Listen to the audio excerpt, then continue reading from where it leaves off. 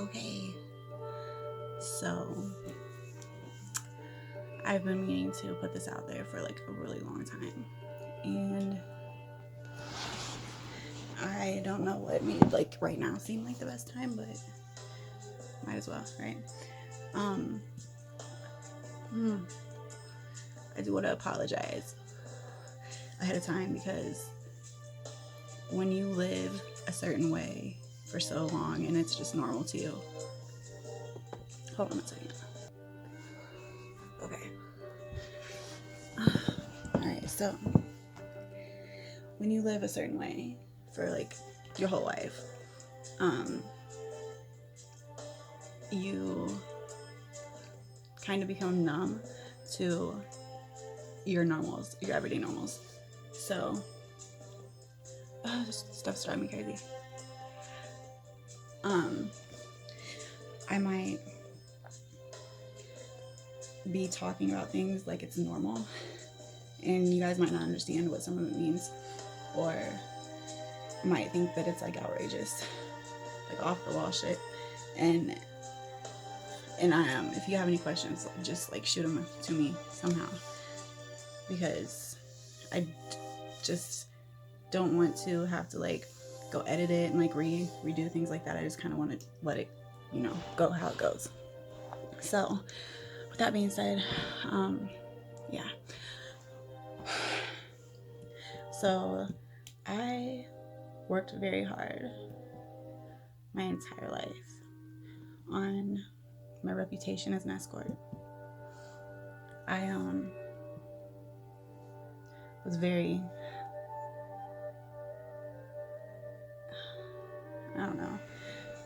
picky about everything, from my reviews to the people that I saw to the girls that I let around me.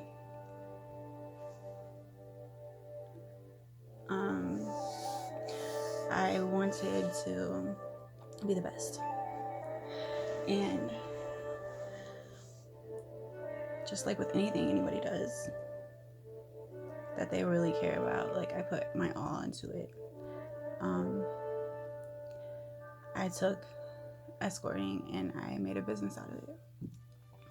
I was very adamant about a lot of things that people weren't. When it comes to any kind of business, as long as you put the customer first and you really take the time to make sure that they're okay and that they're getting exactly what they want and what they deserve and what they're paying for. And you take and you leave all your bullshit from your regular life like at the door. You don't bring that to them. That's when it gets messy. And it happens. It's bound to happen in this line of work. I mean, in any line of work. But I think I crossed a line with myself a long time ago and I didn't realize it. I literally didn't know anything else. Like this is all I did, and I didn't have a regular life. And because of certain things that were happening, I'm not going to go into all those because that's not what the story's about, but certain things were preventing me from having a regular life. And I didn't realize it until years into it. And like when people would ask me like what I like to do or where I like to go or anything like that, like I genuinely drew a blank. And it was like question in the back of my mind, I guess, for a little bit, because I mean, of course it's like a question that just stumped me. Like I'm gonna be like, I really wonder about that question, but I didn't have time to really think about it, so I didn't dwell on it. And now that I look back at it, I'm like, oh my gosh, like I really seriously, like I didn't know anything about myself. As crazy as that sounds, I didn't know me at all.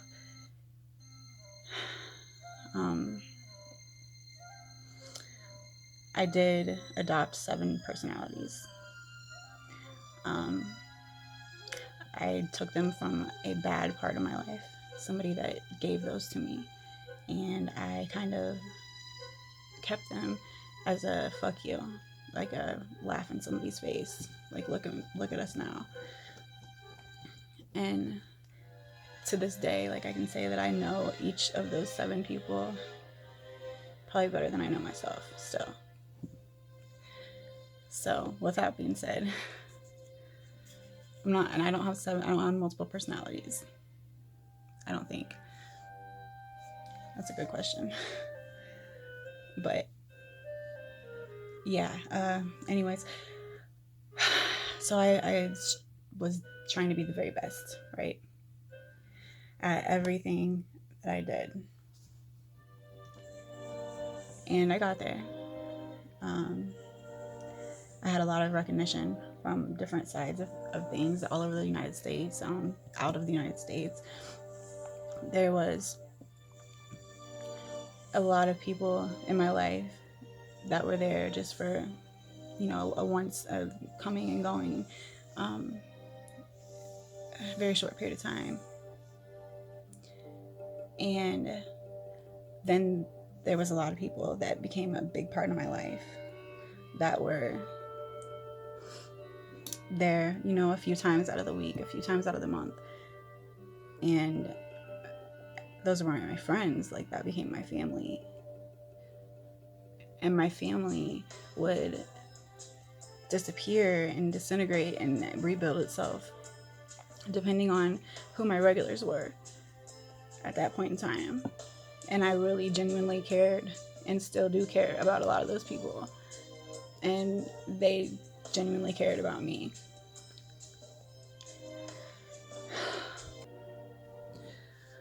Okay. And they genuinely cared about me. I have a family, of course. We were never extremely close. We're closer today than we probably ever have been. Over these past few years, it's been definitely different than it was. But I was so absorbed in doing what I was doing. Every second of every day was not only about making money, like that was definitely what I was doing it for. I definitely was driven on that fact. That was the beginning of everything.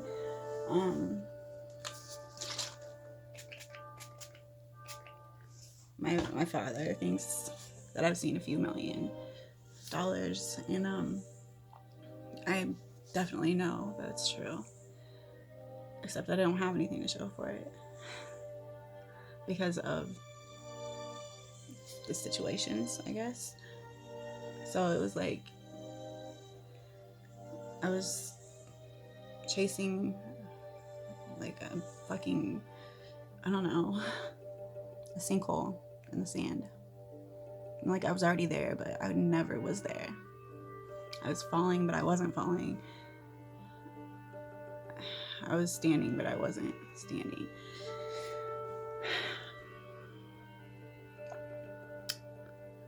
Okay. So here comes 2016. A lot of things happening in my everyday life, but I had somebody hit me up on Facebook, and they were anonymous, fake profile,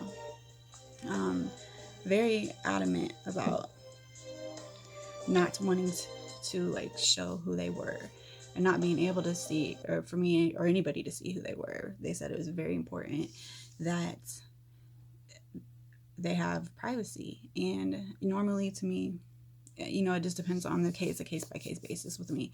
It's whatever I feel, my gut feeling, and everything else that goes along with this. But I normally don't mess with those kind of situations, just because if you're trying to be so anonymous that you can't let me know who you are before I meet you and know who you are, like there's usually something up with that.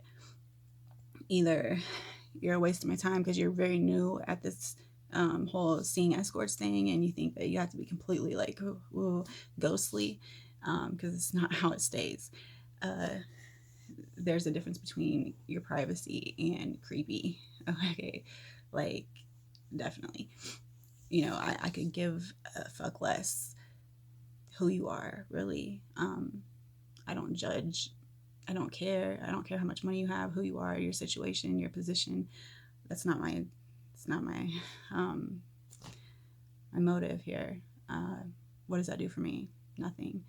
It's somebody that works at McDonald's could in turn do more for me than a political person. It's all about how much they want to put into it and what they are willing to sacrifice and give and what they want out of it.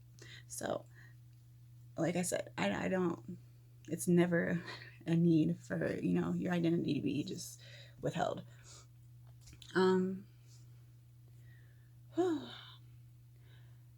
Let's sorry, I gotta get something going here.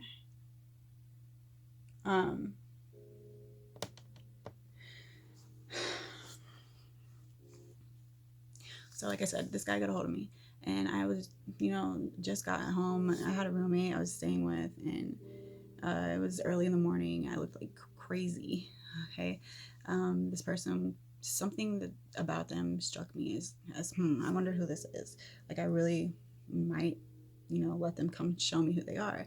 And it was a request that they remain anonymous, and that if I could just let them come talk to me, I would understand why they had to be so secretive.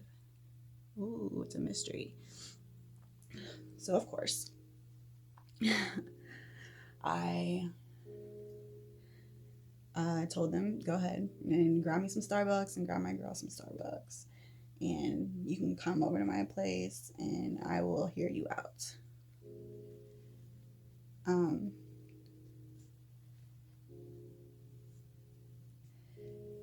They didn't come over. It was not a date per se.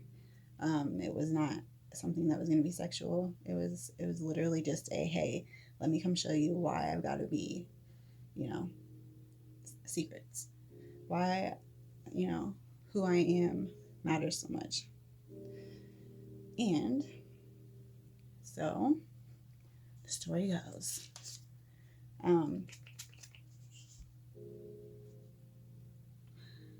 He came over. My girl, she stayed in the other room, but I had just gotten robbed a couple times right before this, really badly robbed, like everything type thing taken from me, and violent situations and all kinds of stuff. So of course I'm my little feelers are out, and I'm wondering what's about to happen. And I had called my attorney and my father actually for advice before I let him come over. Now, mind you, that he was not that far away from my house.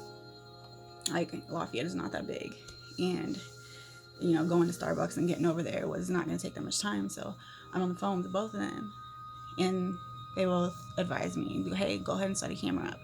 It's not enough, nothing sexual is supposed to happen, and so it's not like I'm recording some of that, but they were like, in case it was like a setup, or in case a setup, either way, the law, or just okay, sorry, my shit ran out of memory. Okay, so like I said, didn't have that much time before he was gonna be over there, and so I had this piece of shit phone, and it was like my gangster phone. Like, anything could happen to this phone and it was not gonna break. I'd had it forever. And I set it up real fast. I turned it on, and there was a couch and some shit on it, I'm sure. And I went over there, and I'm trying to hurry up because he should be pulling up any second. And I'm pushing it up on her stuff and trying to hide this thing somehow. I don't know how the fuck to do it. I ended up getting it to sit up straight, and I was happy that I couldn't see it. And I had no idea if it was looking at anything or if it was even recording anymore, because I had messed with it so much. But I tried, so it's up there.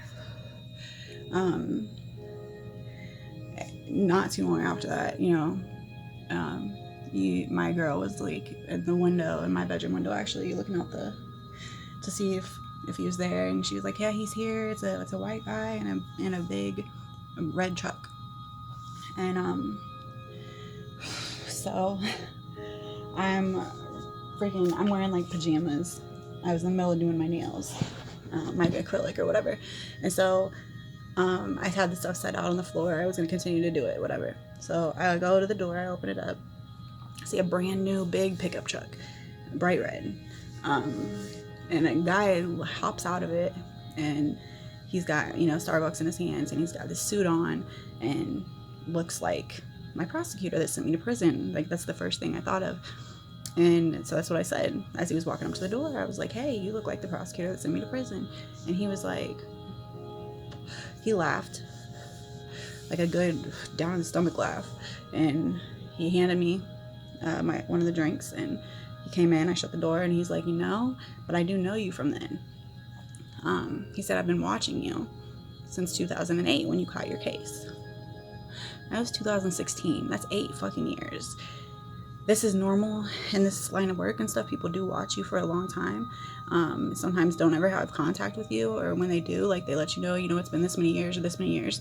And it's a little bit different for normal, fans and admirers and things like that to do it than it is for somebody like this. Something was just off about it. It's like, why have you watched me for that long? He said he was a lawyer. He said that it didn't matter what kind of a lawyer he was. He didn't want to tell me. He didn't want to tell me his name. Just that he knew me, and that everybody used to talk about me in that circle back in 2008. And so I'm sitting there, and I'm listening to this guy, and I'm down there doing my nails, and he's up, on the couch, and he still doesn't want to tell me who he is. And he tells me actually that he wants me to get so comfortable with him that it doesn't matter to me who he is. And I was like, dude, like, sorry, but I'm very nosy, and like, it's not fair that you know everything about me and I don't know shit about you. I was like, so I will look until my little looker is broke, and I will look online and I will find you. I was like, it'll probably just take me I think I said, like, I don't know, 2 hours, 2 days, something like that. It took 2 years. Okay. But he was very fake. Everything about him was fake to me. The way he talked, the things he said, red flags, but confusing ones, because I'm like, what the fuck is this about? Still didn't know if I was getting set up, still didn't know really much of anything, except that this guy knows everything about me. He was like, you're a rock star, and we're gonna be best pals, and like, that's the kind of shit he's saying. And I'm just like, dude, whatever, like, I'll amuse you. It comes to a point where he takes his jacket off, and he gets comfortable. He even asks if he can come sit by me on the floor and help me do my nails. And I was like, sure. No, don't come over here, because I've got this camera sitting over here, and if you sit on it, I don't know, what's gonna happen. So I was like, I'll come over there. So I pick my stuff up, and I go over to that couch, and I sit on the very other end of it than him, and we're talking, and he gets closer and closer, and he's edging in, and he starts like touching me, my hair, things like that, and I'm very uncomfortable. You can tell I'm very uncomfortable. I'm sitting there and just trying to do my nails, but in this line of work, you've got to know how to not make him feel like you're uncomfortable. So even if somebody's looking in at the situation and they can tell I'm uncomfortable, he won't know that, because I've got his attention on something completely else. But anyways,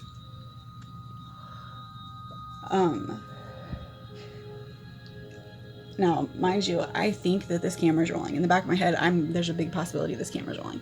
So I was going to play my part no matter what. He ends up, like, trying to get my pants undone.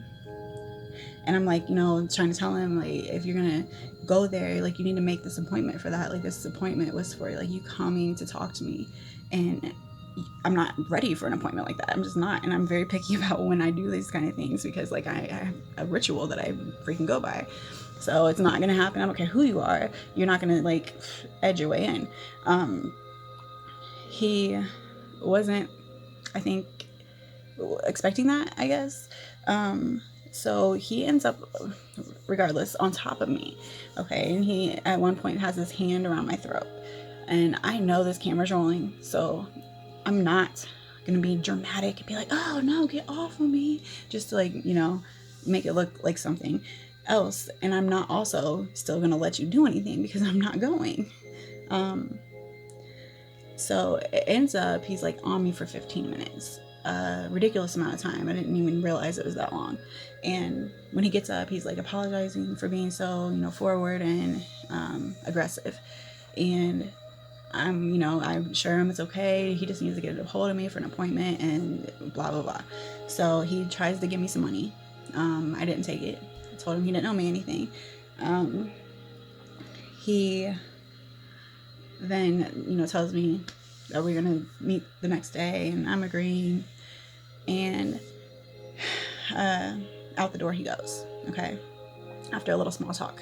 I'm like freaking out. I'm like, oh my God, I go get my girl, and like I'm calling my dad, I'm calling my lawyer, and I've got this freaking phone in my hand, and I'm going back, and wow, it got everything on tape. Like, and it was crazy because like this phone is a piece of shit, and it was all the way across the room, and it was exactly dead on. And that was the beginning of a lot of bullshit.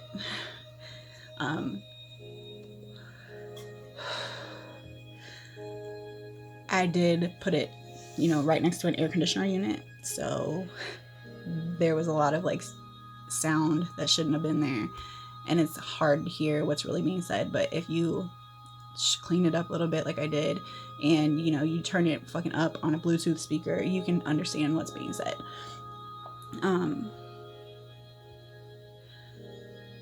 I started looking for him. I sent the freaking video to my lawyer, because I'm like, if he's the lawyer, he's the lawyer. They're in Lafayette, they know each other. My lawyer said he thought maybe he knew who it was, and sent me off on a wild goose chase to somebody completely different. And that was the only person that I thought really kind of looked like him when I'm looking at these pictures. And I'm like, fuck, man, so I even went to this place of this man's employment, and like showed like still shots, like, hey, does this guy work here? I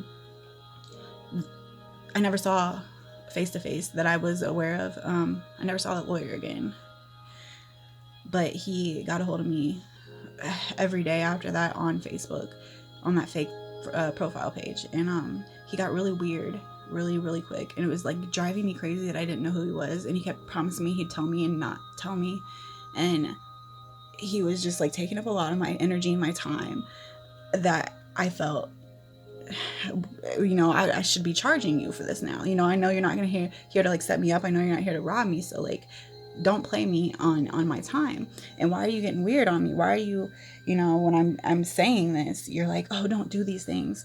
Well, you're better than that. Like, I will always care about you, and I'll always, this and that, and like I'm gonna be with you, and you would never want to marry me. And like, what the fuck are you talking about? First of all. Second of all, like, you were the one just trying to hand me money for being on top of me and doing some stupid shit. So don't go there with me. And he was just, it was like a head game, some kind of a head game. I don't know what kind of a game it was, but it was not funny to me, and I wasn't winning. So I ended up, like, I was very rude to him all the time. Like, I've still got all of my Facebook, archive that you can pull up from the past years. Like, and I went back and I listened to all this, like my voice things that I sent to him and the things that I said. I mean, I was just fucking ruthless, and he was just pathetic and annoying and like confusing, and it was halfway making me go fucking crazy, because I have a lot of other stuff going on in my life at this point, and at every point. And so it's like, I don't need the extra, mysteries. Like, I don't need the extra movies and stories. I just don't need it. So comes a point, he's telling me that he starts seeing this girl, and he's married, mind you. He's married, because he's always like, oh, the missus might find out this, and the missus might find out that. So he was worried about it at first, but after a while, he ends up seeing this girl, he said, that reminds him of me, a bad girl that I would really like. Yeah, whatever. But he ends up, you know, I'm going throughout my life, like, whatever, like it was going, and I'm getting ready to actually go out of state and move out of state for a business opportunity. And I was going to Texas. Well, he asked me right before I go, he was like, I got a proposition for you. And I'm like, what? And he was like, I want you to seduce this Mexican drug lord. He's like, I'll give you $5,000 for it. He said the girl I was seeing left me and went back to her boyfriend, which was this guy. He was like, I need you to go seduce him and make her know that you're doing this, and make her know that he went, and so she leaves him and comes back to me. He was like, you know, she's got kids that she needs to be here with and all this stuff. And I'm like, I don't give a fuck about any of that, first of all. Second of all, like, I don't even know who you are. So I tell him, I'm like, dude, like, $5,000 is nothing to me. I was like, I can get that in a matter of seconds if I need it. I was like, so you can take your I don't want to tell you who the fuck I am ass and get the fuck on somewhere. Like, get out of my inbox. I'm so sick of talking to you. You know, you're driving me fucking crazy. If I'm not going to figure out who you are, like, stop talking to me. And so he, like, pretty much just pressed my last buttons between that and then, like, right when I got to Texas, and he was still at me. And I'm like, oh. So I take 6 minutes of that video and I, like, put it together. It's like this worst 6 minutes there was, and I hosted it on YouTube, but it was private, so only I had the link, whatever, nobody else could see it. And I sent him the link, and I don't remember exactly what, you know, I titled it and like the description of it was, but it was brilliant.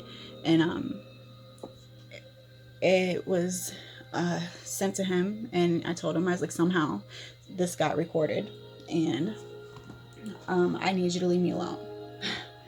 You know. And the next day I woke up and my entire YouTube channel was completely gone. Like, it got taken, shut down. They said I was not allowed to have it no more. Like, every video I had on there for my entire life type thing, it was gone. Like, I can never go back and get those things. No explanation as to why, and no responses on anything. So yeah, like, my son, when he was young, and all his stuff's on there. Like, there's some things on there that were, like, very, very you know, meaningful, that I was holding on to, and that's where I was holding on to it at. But besides that, yeah, so then I knew right then and there, I was like, he has a little bit of pull to be able to do that. So good thing I'm all the way in Texas, right? At this point, I've got, you know, a few people that are in my life, not like my age, but, you know, people that are relevant in the community, things like this. And they're my friends, and, you know, those are the people I shared this video with, because I didn't give it to everybody. I didn't put it out there like that. But we had all been looking, you know, my family, me, a few other people have been looking, like, who is this guy? Who is this guy? Like, searching all over the place. And so I had, you know, people sending me things like, hey, does this guy look familiar? And I'm like, no. And I got back from a failed effort down there a few months later to Indiana. And a lot of other things ended up happening. Bam. I'll be bringing those up here in just a second on another video, because that's actually going to be some more things I'm putting out there for you guys to go ahead and have and look at. But he pretty much dissolved in the back of my mind. Like, sometimes people would bring me things, and I would wonder about it sometimes, but he was just a mystery. Well, last October, my lawyer from back then actually texted me, and he was like, I think I found your guy, and sent me a name. And I looked it up on Google, and damn, there he is. What the fuck? I was like, dude, I've looked for this dude for, like, so long. Like, I don't even know what to do with it now. Like, this is crazy. Like, that's him. And, you know, immediately in my head, I'm like, what the fuck? Like, my lawyer knew who this was the whole time. You cannot tell me for 1 second that you guys were a lawyer in Lafayette together and you didn't know who he was, and now you got his, why did you just give this to me? You've hid it from me the whole time. So I called my lawyer and I was like, look, why did you hide this shit from me? Who is, like, what's going on? And he was like, look, like, we put him in office because he was a judge now.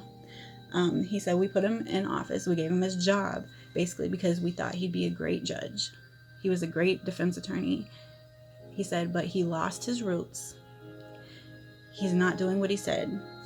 He's sending everybody to jail. We don't want him there no more. Oh, so let me get this straight. Now you're gonna, like, get the escort that has dirt on him that you know about and go throw her a crumb so that I will fucking cause this big fucking ruckus and get this man fired and do your dirty work for you since you don't want him in office no more, right? Okay, I might, take that little job from him, but it's not going to be on your terms. It's not going to be like you think it's going to be. So, like, let's step back. So, what did I do? I called the judge. I called and left a message at the courthouse, and I acted like somebody else. And he pretty much immediately called me back. And when he did, like, I had no plan for this, none of it. But, like, at this point, I don't trust anybody. I never have trusted anybody in, a position of power, like cops, all this stuff. Like, there's some good cops out there. There's some good everybody out there. But, like, no, like, I don't trust y'all. So at this point, if you're in a position of power, if you are anybody that's in that, like, category, you're being recorded while you talk to me, just like I'm being recorded while I talk to you. So I record this conversation when the judge calls back. And I'm acting like this girl that had coffee with him, and I had my friend with me, and it was a couple of years ago, and I was just in town again, and I want to see, what's up. And he's, like, trying to figure out who I am, and he's like, oh, I don't remember.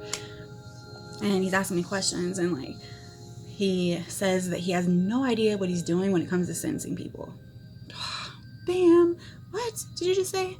Okay, so I think he realized who it was, and right when he did, he says this, because I said something along the lines of, if you remember my friend and not me, I'm going to be very upset with you. And he says, what are you going to do, strangle me?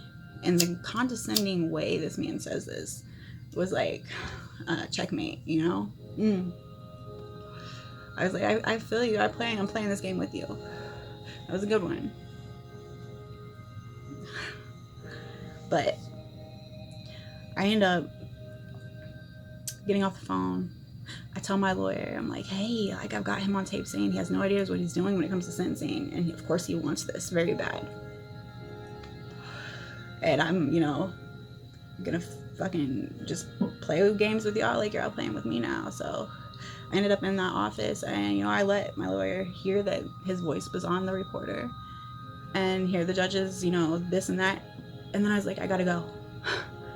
And I didn't give it to him, and I didn't let him hear that part because he's probably recording me just like I was him. But it's a dirty game out here, right? I end up having a lot of emotions at this point because I'm like, oh my God, what the fuck? Like, what's going on? This judge that's actually a freaking lawyer still, a special lawyer still in Lafayette, he's a freaking professor at Purdue. Like, he does all these things. Like, what the hell was that all about? Like, who are you? And what did you do is make everybody so mad that they don't want you there no more. So I end up, putting a little bit of information out there, but nothing concrete and nothing that could tie itself in with itself. I just made a little bit of noise, and as soon as I did that, I was getting ready to move out of Lafayette, and didn't exactly get there without being set up by the cops. Literally, I was at a hotel. I was leaving the next morning. There was me and a few other people, and it was like checkout time. It was early in the morning. I had my shit with me. Everybody was like there. We're getting ready to leave, and the room was in my friend's name. He was actually, ex-military. He lived up in Valparaiso, and he was at work in Chicago. Like, he wasn't even there. He just had the room in his name, and the cops knock at the door, and it's early in the morning, dude, and like, there's stuff that needs to not be there. And I try to take everything and put it, to where it doesn't need to be on anybody. I was the only female there. So we thought we had, everything as much together as we could. There was a couple of bongs in there that had water in them. And there was nothing we could do about the water part because, like, there was no time. Like, there's people, like, everybody's freaking out. And I'm just like, fuck. The door gets answered. And these cops are just, like, ridiculous. I'm about to tell you the rest of that in a second, and I gotta start it over because it's gonna cut. So